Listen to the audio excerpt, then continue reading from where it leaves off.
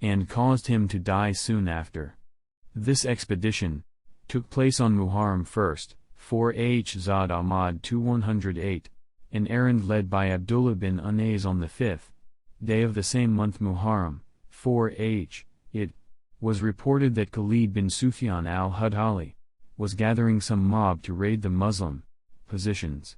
Abdullah bin Unais, at the behest of the Prophet Sallallahu-Alaihi-Wasallam, set out to destroy the enemies. The Muslim military leader stayed away for 18 days, during which he successfully fulfilled his task, killed the head of the rebels and brought his head back to Medina on Saturday, 7 days before the end of Muharram. The Prophet, PBUH, as a reward, gave him a stick, saying, "This will function as a sign of recognition for you and me on the day of resurrection." On his deathbed, Abdullah requested that the log be with him in his shroud. Zad Ahmad 2109, Ibn Hisham 2619, 620, the event of Ar-Raji. In Safar of the 4th year AH, a delegation from the tribes of Udal and Kara came to Medina, and asked the Prophet, PBUH, to send a group of companions to instruct them in religion, claiming the existence of some Muslims among them. He sent 6 of his companions, in another version, 10 headed by Murthad bin Abi, Murthad al-Ghanawi, or, according to al-Bukhari, Asim bin Thabit, the grandfather of Asim bin Umar bin al-Khattab. When they reached a spot called Ar-Raji between Rabiq and Jeddah, 100 archers of Banu Liyan clan surrounded the place and attacked them.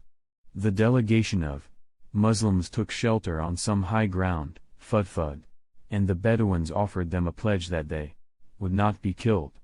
Asim refused to come down. Instead he fought them until he and 6 of his companions were killed. 3 men were left, Kubab, Zaid bin ad-Dathna and another one.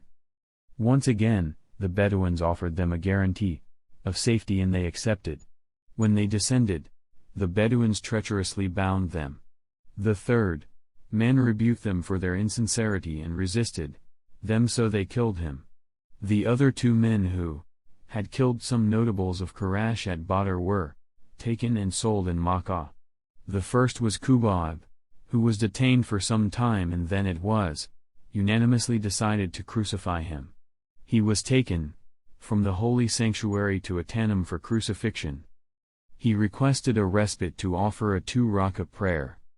After the final greeting, he turned to his executioners and said, "Had I not been afraid that you would think that I was afraid of death, I would have prayed for a long time." It was then that Kubab first set the tradition of praying 2 rakah before being executed. He then said, "O Lord, count them one by one, exterminate them to the last one." He then recited some verses of poetry which speak eloquently of the atrocities borne by him, and testify to his faith in Allah. At this hour of suffering the Confederates have gathered their tribes around me.